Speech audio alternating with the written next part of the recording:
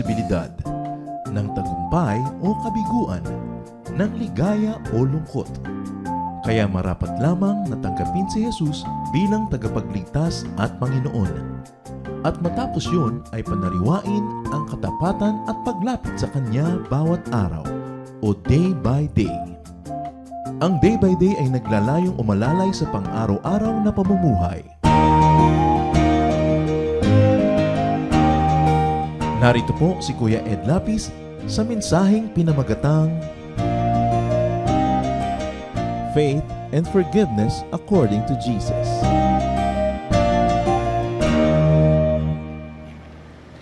Napakarami mga opinyon tungkol sa pananalig, tungkol sa kapatawaran ng kasalanan. Kanino nga ba ang dapat nating pakinggan na mga katuruan? Maraming mga minsan ay iba't iba ring mga binibigyan ng diin, even the prophets and the disciples. But what does Jesus say about faith and forgiveness?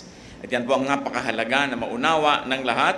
Ang pamagat ng ating pag-aaral ngayon, faith and forgiveness according to Jesus.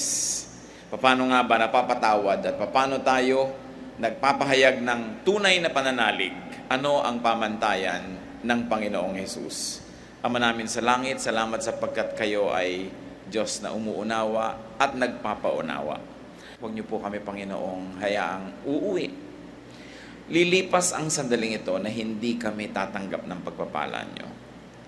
Create in us a pure heart, O God, a heart that is willing not only to learn but also to obey you. Willing to change our minds for better and deeper and higher understanding of you.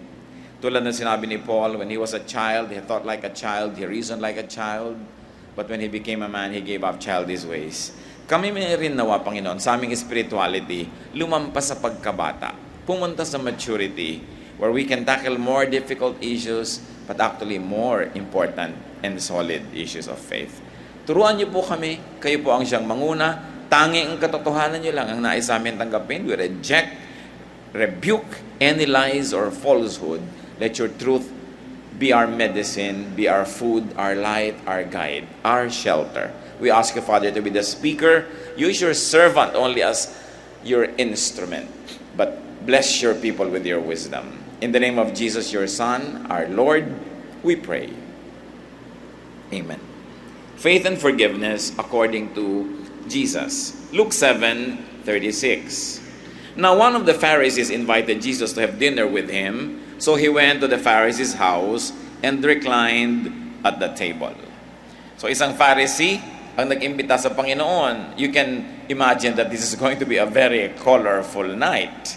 Kasi ang Panginoon ay maraming katuruan na hindi nagugustuhan ng mga tradisyonal na mga religious leaders. Maraming nakasanayan ng Israel at nakasanayan na ng religious system na nakakalog, nauuga dahil sa kakaiba na paglalapat ng Panginoon ng katotohanan sa buhay ng mga tao. Yung word na Pharisee, it came from the Hebrew parash, meaning separatist, to separate. Ang tunay na pinanggalingan ng word na separatist ay itong word na Pharisee. At kahit ngayong mga panahon na ito, mga kapatid, maraming tinatawag na modern day Pharisees. Mahilig sila mag-separate, mahilig silang humiwalay sa mga kapwa mananampalataya. The Pharisees were the largest and most influential political party during the New Testament times. They wielded so much political and religious influence. Their doctrines and creeds were often sound, yet their way of life were mostly based on form, formalism, and legalism. Alam niyo nun, pag laging gusto niyong formal at legal, madalas nagiging cold, aloof, and sometimes even cruel tayo. Dahil hindi mo fina-factor yung kalagayan ng tao, ang mahalaga lang sa'yo, tradition is tradition, law is law. At napakahalaga ng mangyayari sa gabing ito, sapagkat ang Panginoon magtuturo ng isa sa mga hindi napapansin sa New Testament, pero pinakamahalagang bagay. So the Lord reclined at the table. Kasi noon, pagka kumakain ng mga tao, parang dulang yung uso nung unang panahon sa Pilipinas. Sa sahig ka nakaupo, mababa lang yung mesa. Sa ibang mga traditional families ng araw, pag bata ka, sa dulang ka kumakain yung matatanda dun sa mesa na may silya. So, rite of passage, pag gumraduate ka na dun sa mesa na mataas na may silya. Sila, yun lang ang kinakainan. Usually, may mga throw pillows, may carpet, So halos nakahiga sila pagka kumakain. That was the system. Luke 7:37 to 38. When a woman who had lived a sinful life in that town learned that Jesus was eating at the Pharisee's house, she brought an alabaster jar of perfume. And as she stood behind him at his feet weeping, she began to wet his feet with her tears. Then she wiped them with her hair, kissed them, and poured perfume on them. Very dramatic, very cinematic. May isang babae na tinatawag na babaeng masama, babaeng makasalanan. At usually, pagka sinasabihin ka ng salita, usually, ang iniisip ng mga tao, either she's an adulterous woman or she's a prostitute. Hindi kinlarify kung ano talaga, pero sabi, sinful woman, the context being sexual sin.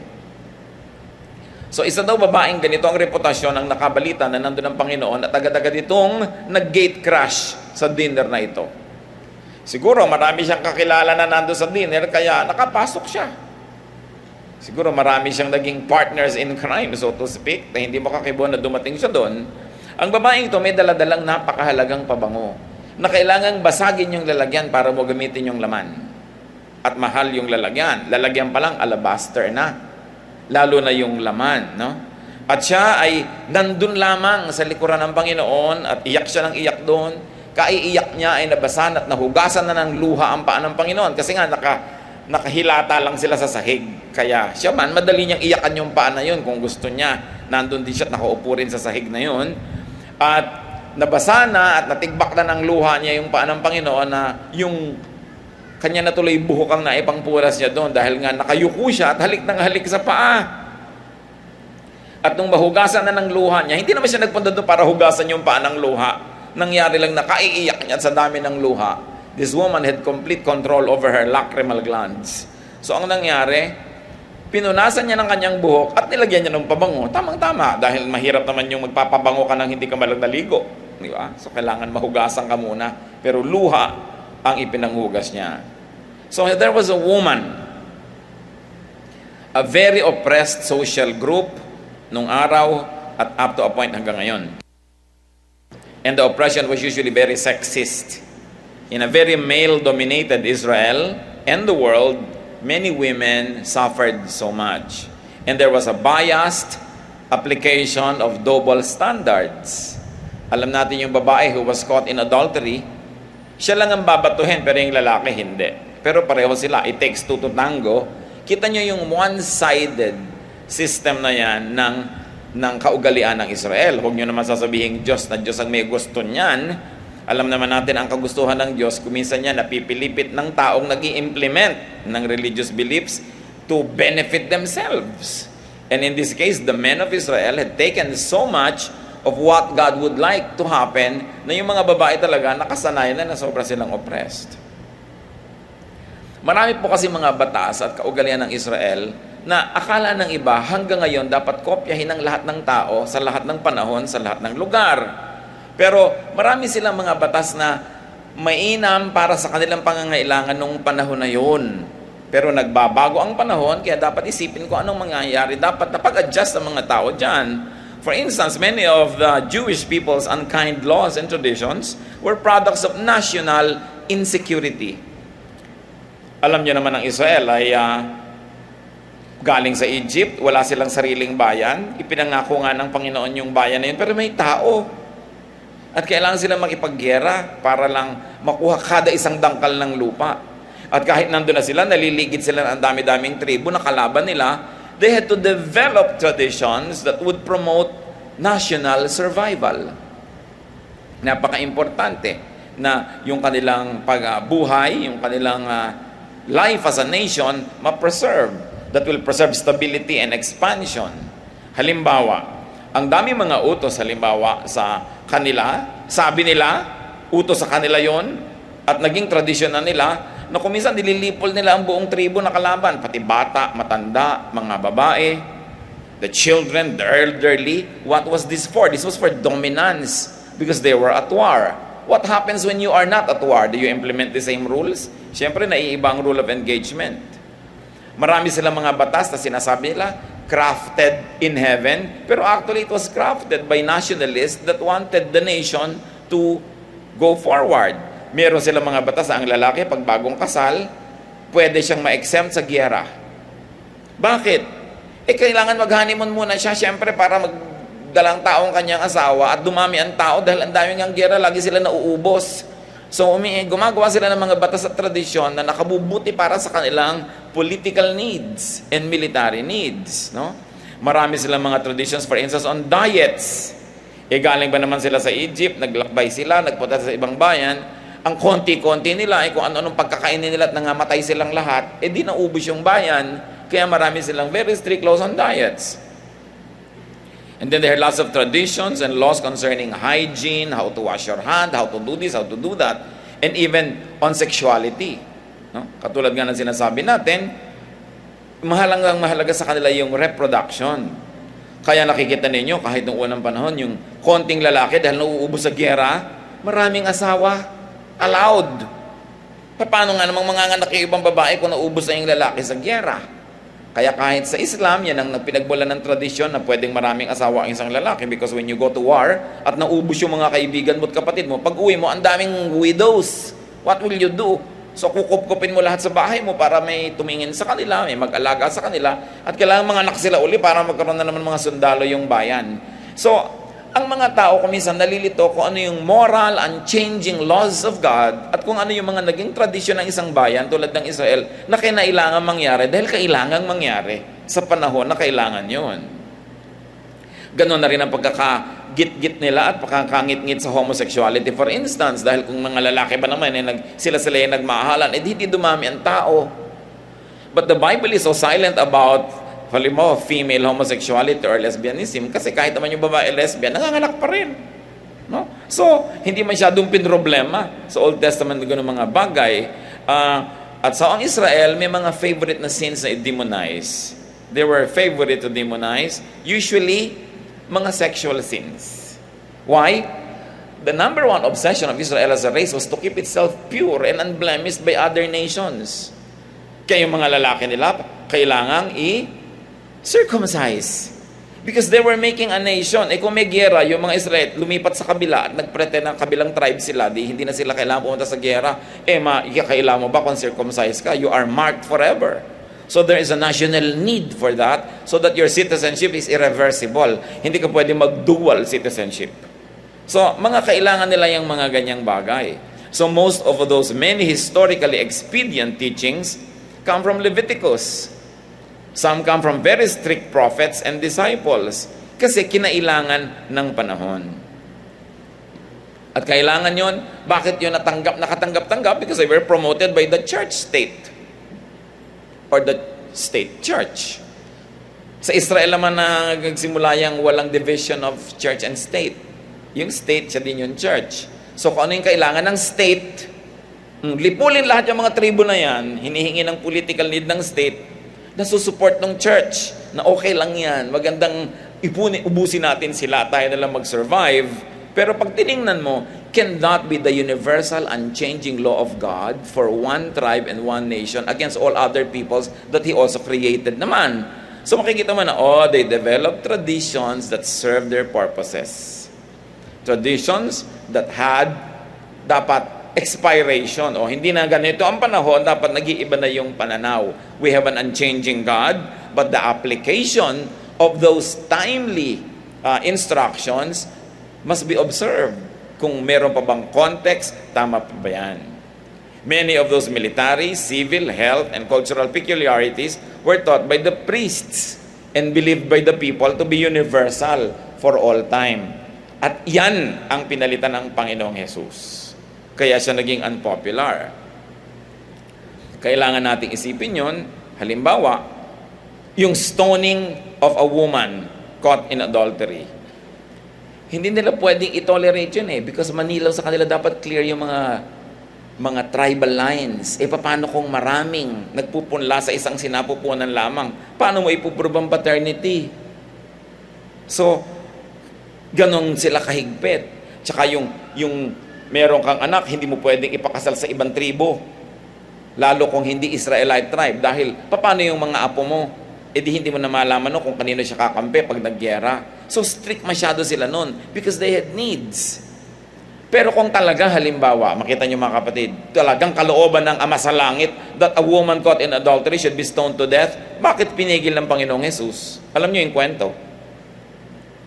A woman was dragged to him, sabi, ito, caught in adultery, according to the law of Moses, dapat batuhin hanggang mamatay. Sabi niya, sige, yung walang kasalanan, magsimula nang bumato, at wala nang nakabato. So effectively, the Lord stopped it.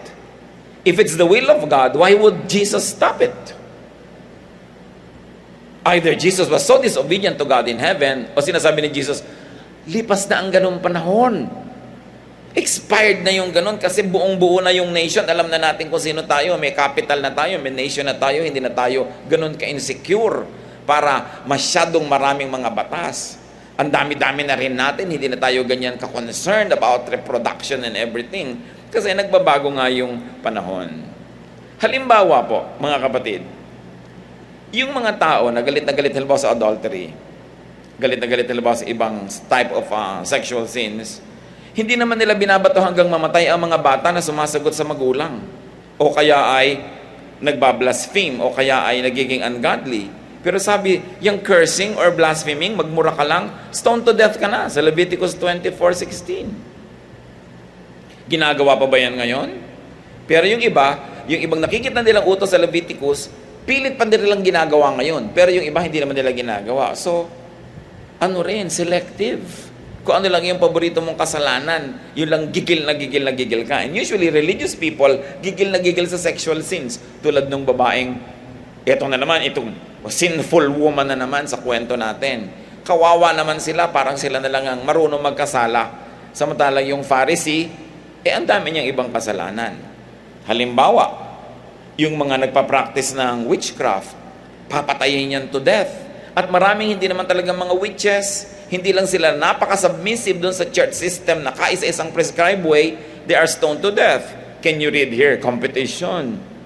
May mga religious competition, kaya sabi ng mga pare, stone them to death. No? Kasi may sumasangguni sa kanila na hindi nagiging 100% ang control ng mga religious people sa mga tao. The worshiping of other gods was also punishable by death, according to Deuteronomy 17:2-5.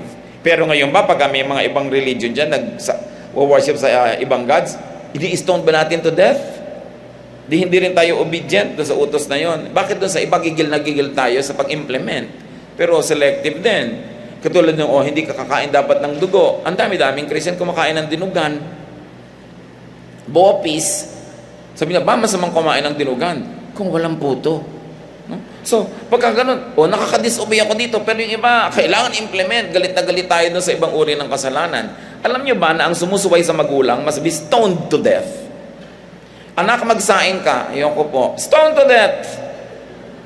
Exodus 21:15-17. Anyone who attacks his father or mother must be put to death. Anyone who kidnaps another and either sells him or still has him while he is caught must be put to death. Anyone who curses his father or mother must be put to death. Binabato ba natin hanggang mamatay ang mga anak? Diba? Parang papagalitan mo dapat, itutuwid mo. Pero hindi na rin natin obey yan. Kasi alam natin, nagbago na ang panahon. Meron niyang prescribed time. Pero ba't yung ibang utos sa Leviticus hanggang ngayon, nagpapakamatay tayo at pumapatay na implement? Which chooses which one should be used? The Lord teaches us. Kaya mahalaga yung kwento nitong babaeng ito na nagdala ng pabango. Pag nagtrabaho ka sa araw ng Sabado, you must be put to death. Numbers 15:32, 35-36. While the Israelites were in the desert, a man was found gathering wood on the Sabbath day. And the Lord said to Moses, that man must die. The whole assembly must stone him outside the camp. So the assembly took him outside the camp and stoned him to death. Sasaing kayo pag Sabado, naglalaban, namamalaan siya, stone to death. So nakita natin, hindi naman siguro na effective yan ngayon. Kasi nung araw, yung Sabbath, set aside the people of Israel from the other nations. Kasi nga, ang Israel was so insecure about its existence, kailangan maging ibang-iba sila lagi sa iba. Kaya clear na clear pag Sabado, walang magtatrabaho. Alam nyo ang maraming nangyari? Ang mga kalaban ng Israel, lumulusob sa kanila pag Sabado. Kaya ang dami nilang giyerang natalo sila. Kaya meron na rin, ay, naiba na rin. Huwag na nating apply yan kasi nagagamit against us. Yung sexual promiscuity, ang dami-daming mga papatayin pagka nag-sex ka ng ganito, pag pinakasalan mo si ganon, pag sumiping ka kay ganyan. Lahat ng tao puro bloody death ang aabutin sa mga kasalanan. Now, going back to the woman, we are told that she was a sinful woman. Not necessarily condoning the definition, but that was the definition applied to her by the people of her time. So therefore, she was not only committing occasional sins, her lifestyle, according to the standards of Israel, was sinful. At yan ang isa sa mga pinakamasamang pwede mangyari sa iyo pag na-condone ka na sinful. The Jews were so fixated on sexual issues, but they were lax and blind to many graver sins. Kaya ang sabi ng Panginoong Hesus sa kanila sa Matthew 23:24, "You blind guides, you strain out a gnat but swallow a camel." Hindi nyo malunok-lunok yung kasing liit ng lamok na insect, pero yung buong camel, kaya nyo lulunin buo. Ibig sabihin, yung mga sexual sins ng mga tao na yan, para lang insekto compared sa mga iba pang mga kasalanan na ginagawa nyo at hinahayaan nyong umiral kasi galit lang kayo sa sexual sins at sa mga sexual offenders. Now, the woman carried an alabaster jar. Mahal. Una, anong dapat nating matutunan dito? Pag nagdadala ka sa Panginoon, mahal. Versus mura. Kita nyo sa Tagalog, yung expensive, mahal. Pero yung mahal, love din yon. Kasi pag mahal mo, mahal dapat ang binibigay mo. Husbands, listen well. Mahal nyo ang inyong asawa, bigyan nyo ng mahal. Di ba? Dahil pag nagbigay kayo ng mura, mura is also the word for curse. Minumura mo. Kaya mura. Bakit mo ko minumura? Hindi naman kita minumura. Mura-mura nito binigay mo sa akin, di minumura mo ko. Di ba? Kaya ang ganda-ganda ng wikang Tagalog. Ibang-iba, cuts na cuts yung meaning. Ngayon, ang ibig sabihin ng mahal dito, hindi yung you cannot afford, kundi yung pinakakaya mo. So kung talagang ito lang yung ibibigay sa iyo, pero yun ang pinakakaya, yun ang mahal. Pero kung alam mong kaya pa, tapos hindi naman kinaya, mura ang binigay sa iyo. Yung babae, yun ang pinakamahal niyang possession. Kasi nga, kung siya isang babae na adulterous, or if she was a prostitute, kailangan niya lagi ng pabango. Yun ang pinakamahalagang props sa buhay niya. No? That was her best. And that was what she had. So this woman offered to Jesus her best and what she had. Not somebody else's possession, not something she could not afford, but what she had in her possession, the best, binigay niya kay Jesus. Although she was called a sinful woman. And although she gave the best, she stood behind his feet. She was humble and she was weeping. Either she was very sorry or she was very joyful for her newfound affirmation in Jesus. Her newfound friend, biruin mo, may kakampi ka si Jesus. Her newfound champion that was speaking for those that were falling in the cracks, and for her newfound friend. And so tears were falling, washing his feet. And her hair was used as towel. Kita nyo ang babae, she was really using her natural resources. No? Pati buhok niya, yun talagang kanyang ipinampunas dito, and she was kissing only his feet. Very reverent. Hindi siya nag-dare to kiss any part of the Lord's body above the ankles. Talagang sa paa lang siya humakali. And she was pouring perfume on them. Not just water, perfume. Luke 7:39. When the Pharisee who had invited him saw this, he said to himself, "If this man were a prophet, he would know who is touching him and what kind of woman she is, that she is a sinner." Sabi niya, kung talagang propeta to, dapat malaman niya, hindi siya dapat magpahipo sa babaeng ito, masamang babae. Kasi alam mo yung mga prophet, ayaw nila na sila ay nasasagian man lang ng mga makasalanan na tao. Sa kanila yung kasalanan is parang physical, clinical thing, no? Hindi lang sa isip o sa puso. This time, Simon was defining the word prophet in the old way.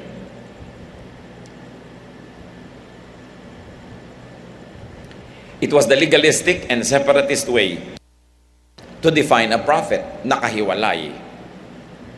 Meanwhile, Pay attention, dear ones. Jesus was redefining what it meant to be a prophet. Binibigyan niya ng isang bagong kahulugan ang propeta. Nagpapahipo, hindi nakahiwalay. No, huwag niyo naman gawing literal yan. Ha? Ibig sabihin lang, accessible siya. Okay? Jesus was redefining what it meant to be godly. Ang totoo niyan, among all the people in that room, ang tinawag ng Lord na godly yung babae because that woman was forgiven and she was called faithful. Paano nangyari? The Lord Jesus redefined many established teachings. Hindi lang ito.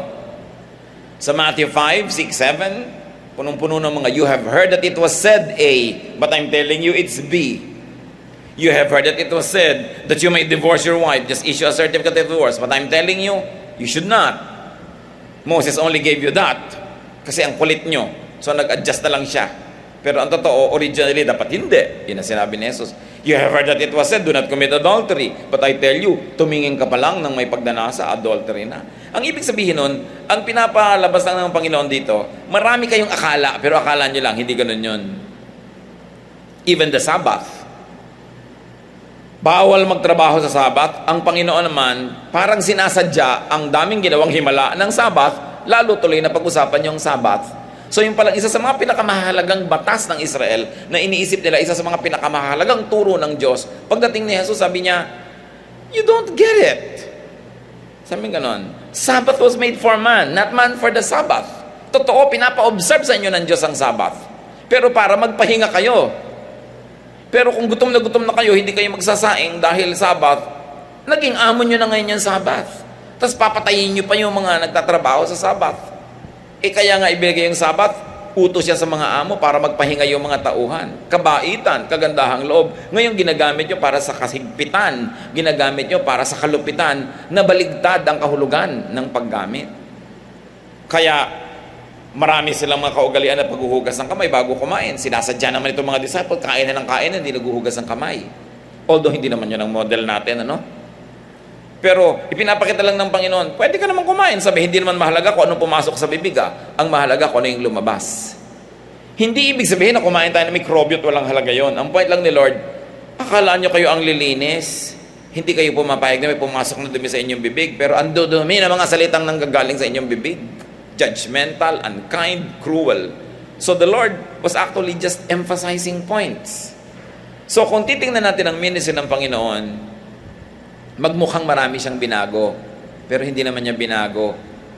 Yung original concept ng God, binago ng bayang Israel, binago ng mga religious leaders, binago ng mga kaugalian, ibinabalik lang ng Panginoon sa dati.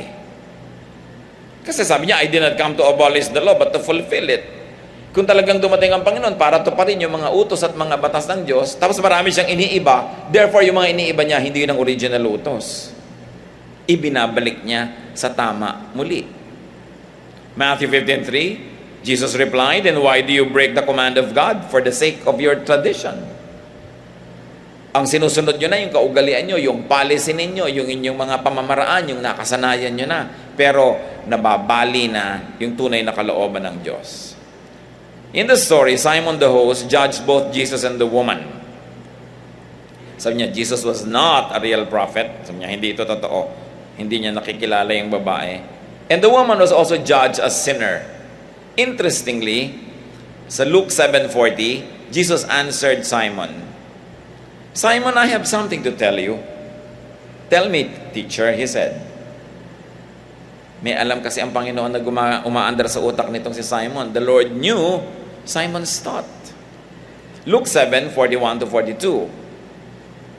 Two men owed money to a certain moneylender. One owed him 500 denarii, and the other 50. Neither of them had the money to pay him back, so he canceled the debts of both. Now, which of them will love him more? Parang isang bugtong. Sabi, merong may utang, na 5,000. At yung isa 50,000 ang utang, yung isa 500,000. Parehong hindi makabayad.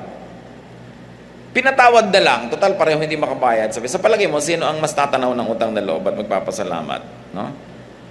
So both men were indebted and could not pay, but they were both forgiven.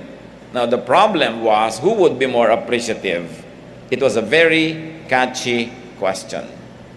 Luke 7:43, Simon replied, I suppose the one who had bigger debt canceled. You have judged correctly, Jesus said. Here, Simon assigned numerical and financial value to gratitude. Pero ang totoo, dapat pareho lang. Pareho lang magpasalamat, malakit maliit. Kasi yung maliit at malaki, depende lang sa pananaw noong nagpautang. Pero dun sa umutang, kahit ang tingin mo, maliit yung utang niya, kung hindi niya kayang bayaran, malaki yun sa kanya. So dapat pareho silang tatanaw. Luke 7:44-46, the Lord connects the story that He told to what was happening. Then He turned toward the woman and said to Simon, do you see this woman? I came into your house. You did not give me any water for my feet, but she wet my feet with her tears and wiped them with her hair. You did not give me a kiss, but this woman, from the time I entered, has not stopped kissing my feet. You did not put oil on my head, but she has poured perfume on my feet.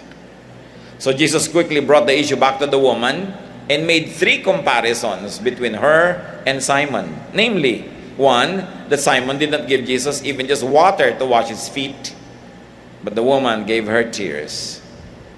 Required ng tradisyon ng Israel na pag may guest ka, hugasan mo yung paa niya doon sa pagpasok ng bahay mo. Kung talagang pinapahalagahan mo siya, ikaw pa maghuhugas ang paa. Pero kung hindi naman, at least bibigyan mo ng tubig. Sabi ni Lord, ni tubig, hindi mo ko inabutan. And then this woman even used her hair to wipe his feet. So sino sa inyong dalawa ang mas mainam na tao? Sabi ng Panginoon. And then comparison to, Simon did not give Jesus a kiss.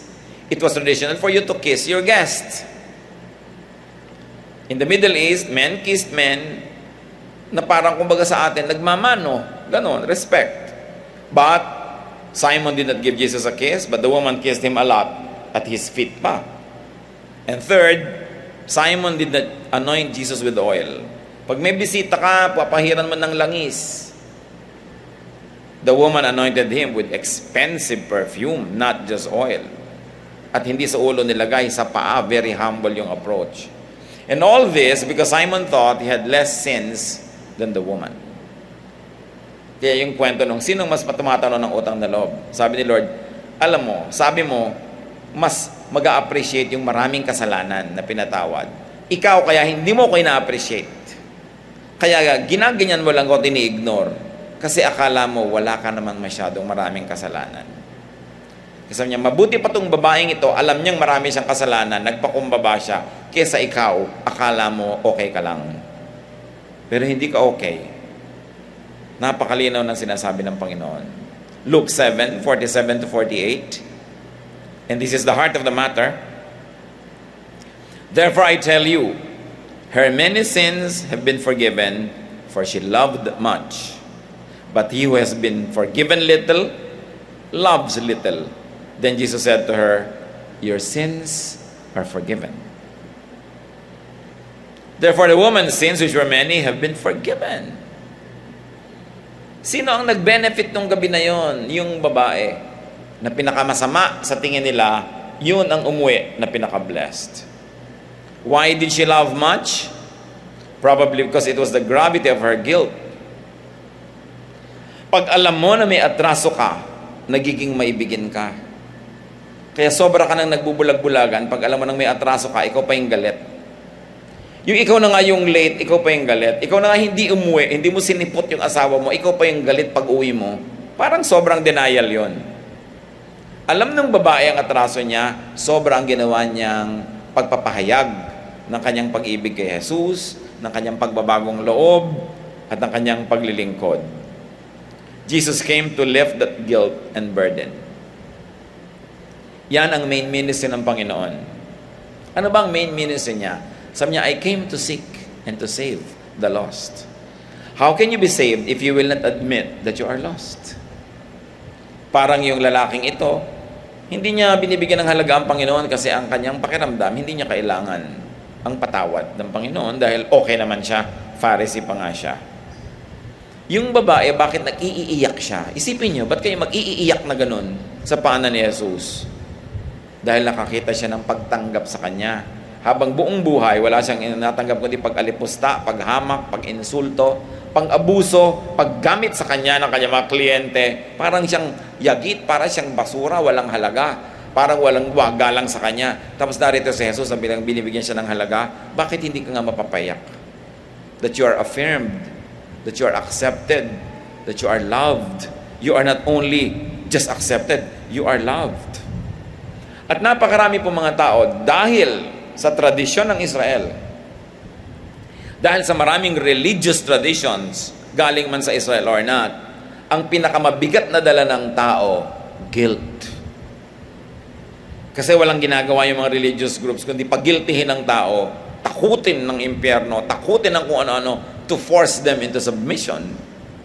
Pero dumating ang Panginoon, ang kanyang declaration, forgiveness, freedom, love, acceptance. Matthew 11:28, sabi niya, "Come to me, all you who are weary and burdened, and I'll give you rest." Maraming weariness at maraming burdens, pero isa sa mga pinakamahirap dalhin, yung pagod na pagod ka na dahil sa pag-uusig ng iyong budhi. Dahil mababa ang pagtingin mo sa sarili, dahil hindi mo mapatawad ang sarili mo sa mga kasalanang nagawa mo noon, at lago ka pang sinusurot ng napakaraming religious people, maraming tao, ang bigat-bigat ng iyong dala. Naggaanan lahat yon sa mga tao na nahipo ng Panginoon. Kaya ang sabi nila, si Maria Magdalena, 7 demonyo daw ang pinalayas ang Panginoon doon. Maaari yung literal na talagang 1, 2, 3, 4, 5, 6, 7 na demonyo yung pinaalis, or daig pa niya yung kinukubabawa ng 7 demonyo na nung siya'y minahal ng Panginoon, pinatawad, tinanggap, nawala lahat yun at gumaan ang kanyang pakiramdam, gumaan ang kanyang buhay. At yun mga kapatid, ang dapat ministry ng church. Ministry ng Christian sa kapwa Christian. Ministry ng Christian sa hindi kapwa Christian. Yung people can rest. That the weary and the burdened will find rest when you minister to them. Na ang daladala mo ang pag-ibig ng Diyos, ang kanyang pagpapatawad at pagtanggap, imbes pag-usig. Kung minsan, ang hirap-hirap, pag na-involve ka pa lalo sa religion, puro pag-uusig lalo, lalong humigpit. Ang dami ng regulasyon, hanggang haba ng buhok mo, haba ng hemline mo, anong isusuot mo, anong kakainin mo. Lalo kang nakulong at lalong dumami ng mga nabe-break mo tuloy, dumadami lalo yung guilt mo. Ang totoo, kaya hindi gumagaan. Pero gustong-gusto ng church, guilty ang mga tao para malaki mag-donate. Para regalo ng regalo, suhol ng suhol sa Diyos. Pero hindi yun ay tinuro ng Panginoon. Tinuro niya forgiveness. And this woman received it that day. Tingnan niyo yung pag-ibig ng babae na yon. Sabi niya, she's forgiven because she loved much. Ano yung mga expression ng love na yon? She came near to Jesus kahit na maraming mga sagabal, nakalapit siya. She had gave him affectionate attention, expensive and precious gift. Her tears, her humility. And this never went unnoticed. And the Lord gave her the greatest gift of all, forgiveness. A forgiveness she could not and will never get from the religious leaders in the religious establishment. Nakita nyo, tinitingnan pa lang siya, sabi agad ng Pharisee, masamang babae, bakit pinapabayaan ni Jesus lumapit?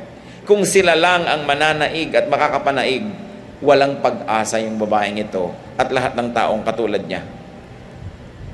Pagka ang laging nanaig ay yung mga striktong mga religious leaders, everybody will just be forced to go underground with their weaknesses. They will be forced to live hypocritical lives, pretend that everything is okay, because the moment that religion finds out that something's wrong with you, they will judge you and then kick you out. It's not the style of Jesus. That's why they wanted him dead.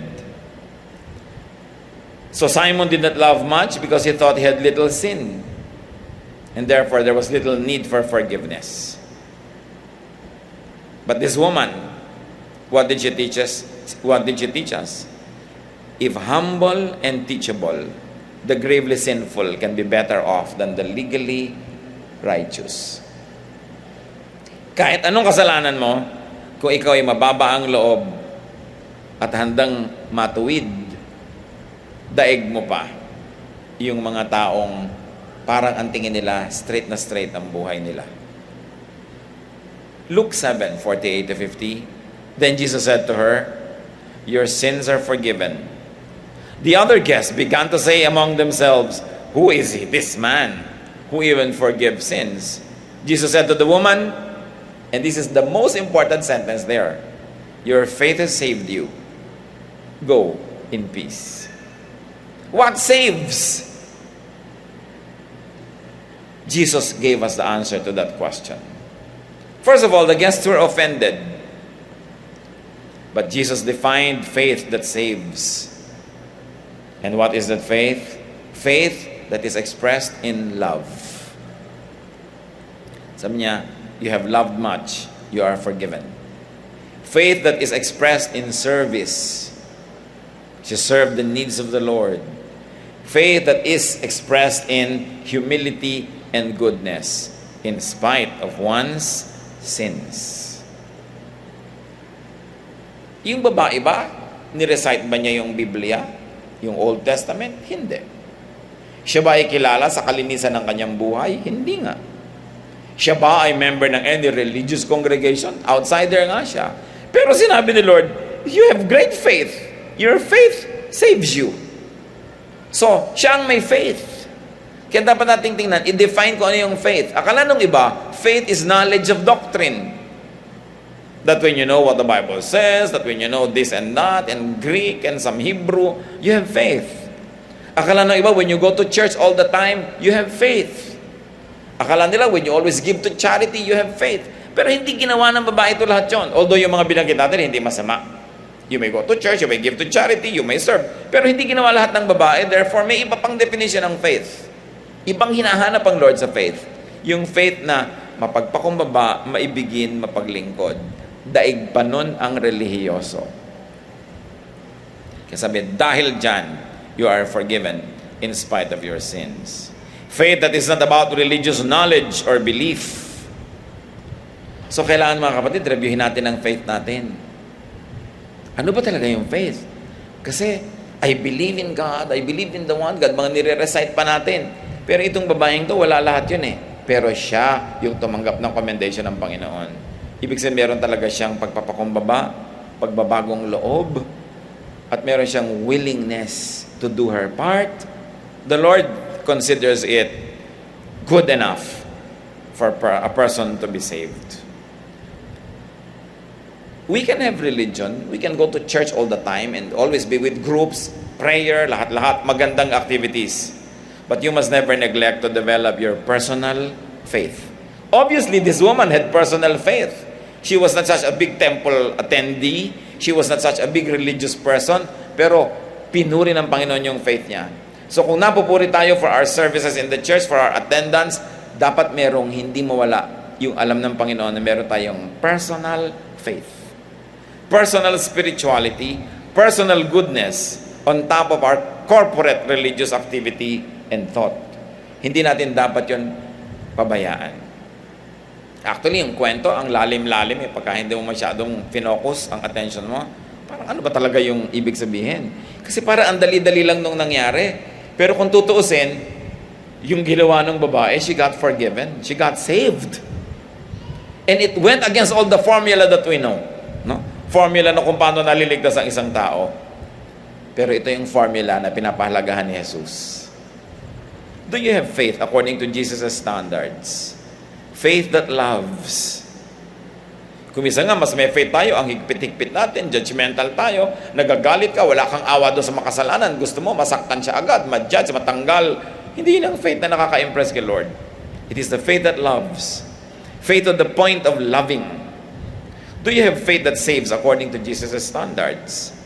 There is faith that saves according to Jewish laws and traditions. Yun nga yung na-reject ni Lord eh.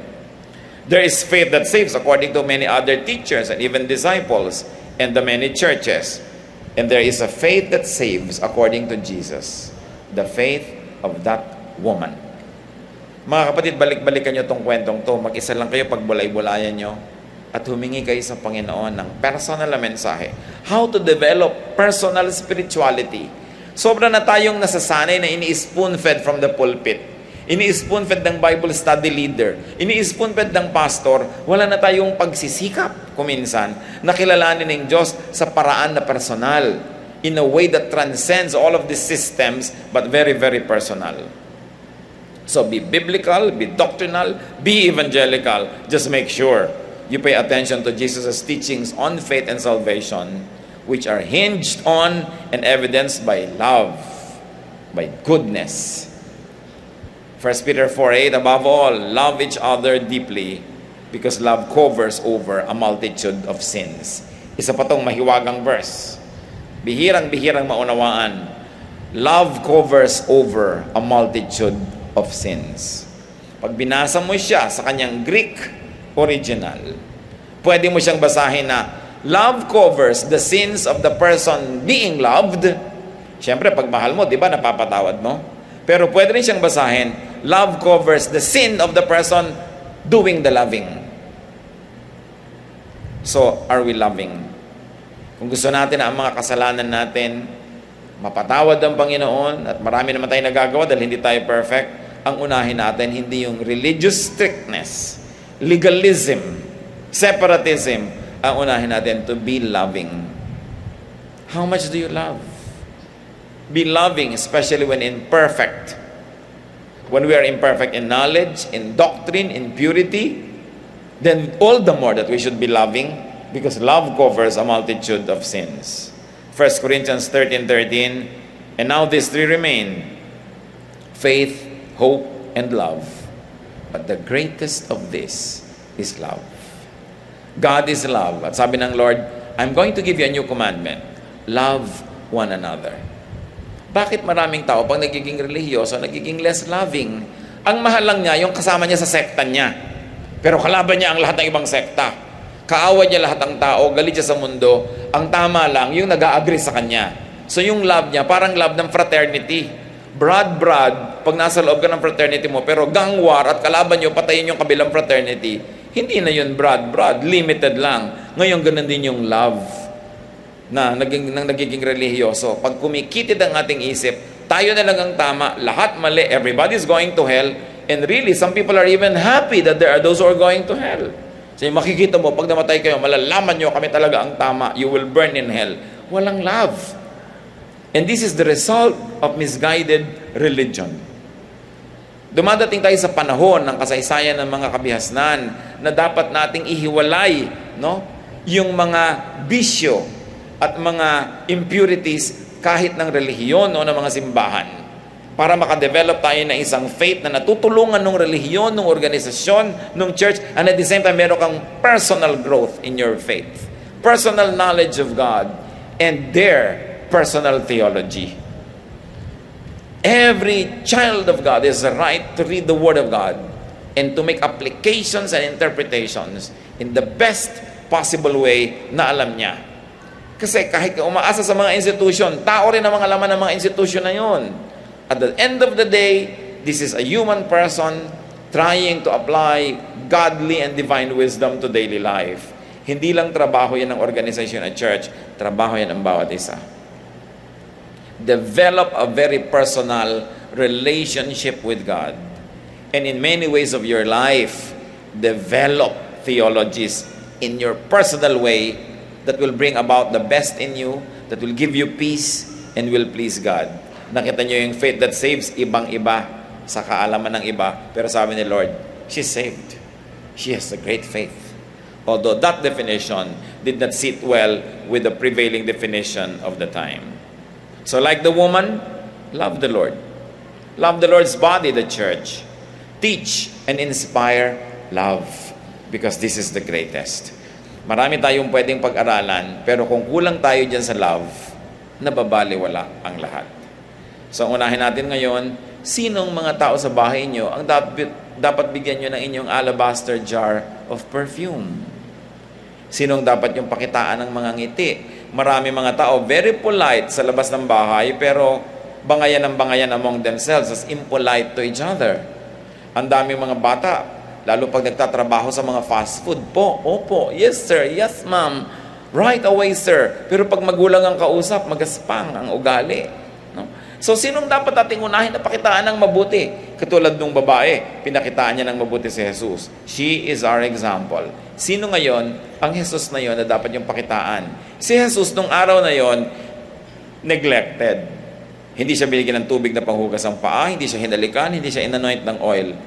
Dapat tayong mulat ng ating mata, baka may mga neglected na tao sa bahay nyo. Sa bahay nyo mismo. Kung minsan pag marami magkakapatid, may paborito, may hindi paborito, may nanineglect. Merong napapabayaan. Kung kayo, employer o manager, minsan may mga employees na hindi kasi laging mapapel, hindi laging maingay, napapabayaan. This woman, tinakpan niya yung pagkukulang ng mga tao sa Panginoon and she was commended for it. Yun ang dapat nating matutunan sa kanya. Not her adulterous life, but how that adulterous life was forgiven because she loved. Hindi natin maintindihan ng napakaraming theology. Habang nag-aaral ka kuminsan, lalong gugulo dahil ang daming nagko-compete na mga theologies for your attention and your obedience. But there is nothing that anyone can argue against love. And love covers a multitude of sins. So to the point of being repetitious, mga kapatid, patunayan natin ang pagkakilala natin sa Diyos, patibayin natin ang pagsunod natin sa Kanya sa isang simpleng paraan, love. Look for people within your circle who are neglected and do something. Give your best. And love the Lord. And pray and hope that such love will wash not only the sins of those that we love, but also ours, as much as we love the Lord. Ama namin, buksan niyo pong isip namin kung anong mga kahulugan ng kwentong ito. Maraming background na kailangang unawain. Maraming mga naka-establish dati na parang katotohanan na dapat buwagin. Because we are being renewed day by day. Even the Lord Jesus seemed to have changed many of the traditions of Israel only because those traditions went away from your will and only because they no longer reflected the needs of the context during the time that they were made. Ituro mo rin sa amin kung ano mga dapat naming iwanan, talikuran, tapusin ang mga pamamaraan para magkaroon ng bagong alak sa bagong sisidlan, bagong espiritualidad, bagong pananaw. At turuan mo kami, Panginoon, na siyasatin ang aming pamamaraan kung ito'y mapagmahal. Tulad ba kami ni Simon, Pharisee, separatist, judgmental? O tulad ba kami ng babaeng makasalanan, pero mapagpakumbaba, maibigin, mapaglingkod? At ito ang gusto mong attitude. Siyasatin niyo po kami, Panginoon, if there is a Simon in us.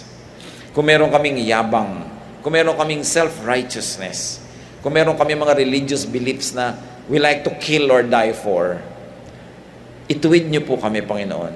Sapagkat baliwala ang lahat ng theology at mga kaalaman kung hindi ito nag-uuwi sa pag-ibig, sa kababaang loob, sa kabutihan.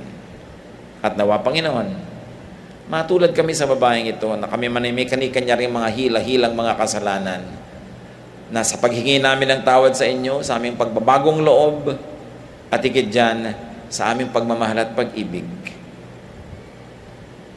tumanggap kami ng grasya at pagmamahal at pagpapatawad. Magbulay-bulay tayo sumandali, mga kapatid. Hanapin natin kung anong babaunin natin na leksyon mula sa kasaysayang ito.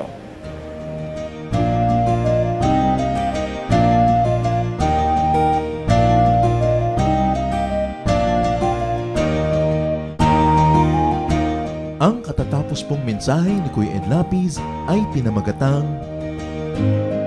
Faith and Forgiveness According to Jesus.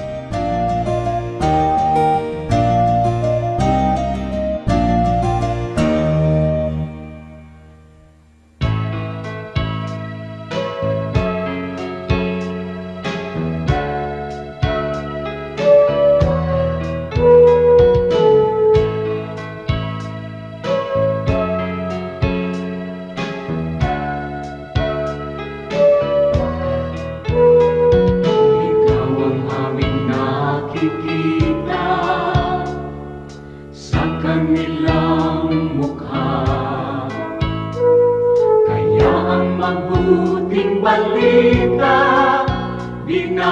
bahagi sa mga dukha.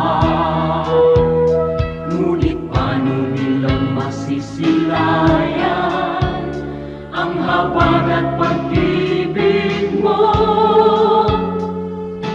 kung hindi mapatutunayan sa aming patotoo?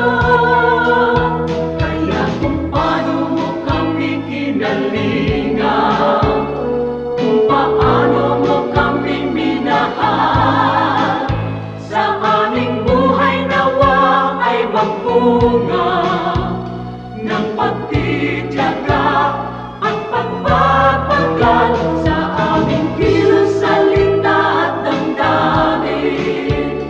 Maranasan nilang totoo ang kabutihang natutunan natin na nagmumula sa'yo.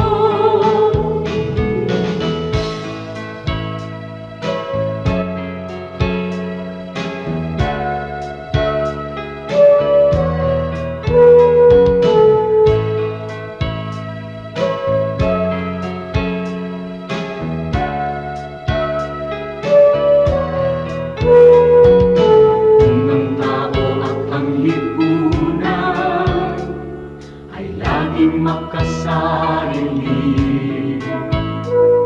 sa'yo ang bagong panuntunan, ang maglingkod at magsilbi. Ang aming pananampalataya patuloy mong palaguin, at sa iyong dakilang biyaya di ka namin bibigutin.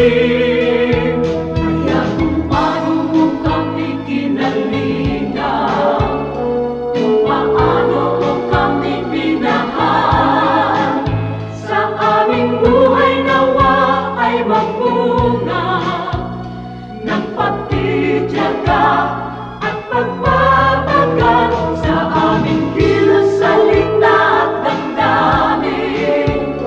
Maranasan nilang totoo ang kabutihang natutunan namin na nagmumula sa'yo.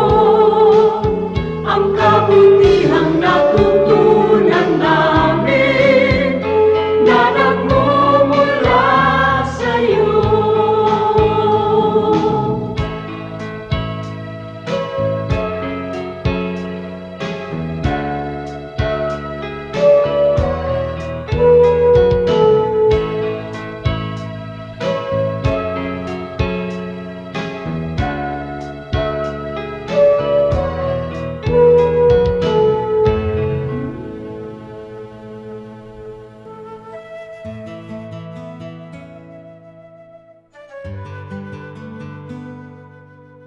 Bakit napaka-popular ng pagpipinitensya sa Pilipino?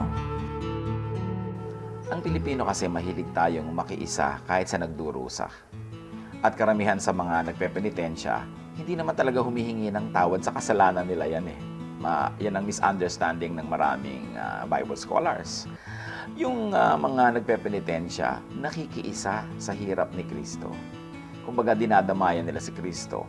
For better or for worse, yun ang kanilang niloloob. At marami dyan panata. Halimbawa, meron silang kailangan na gumaling na kamag-anak, meron silang mga inilalapit. Hindi lang sila basta humihingi sa Diyos, namamanata sila na sabi nun, pepenitensya ako ng 7 taon, 5 taon. For better or for worse, biblical man o hindi, ang nasa kalooban ng tao, ayun, gustong makisama at makihati sa paghihirap ni Jesus.